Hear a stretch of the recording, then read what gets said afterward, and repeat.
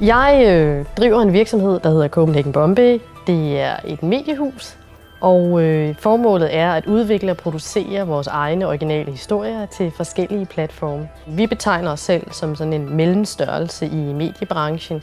Vi repræsenterer 14 faste medarbejdere, 50 freelancere, og så har vi et samarbejde med, hvad der svarer til ca. 15 forfattere, instruktører og kreative.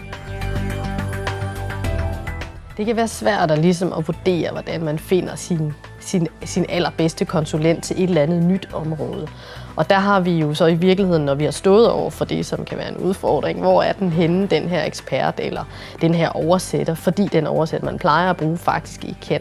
Jamen, der kan det nogle gange være enormt svært at sige, hvor er det lige, vi ringer hen, og hvem kender hvem. Fordi man vil gerne have en anbefaling med på vejen, eller også vil man gerne have den der liste af, hvor er de nye dygtige henne. Og det er ikke nødvendigvis sådan super nemt.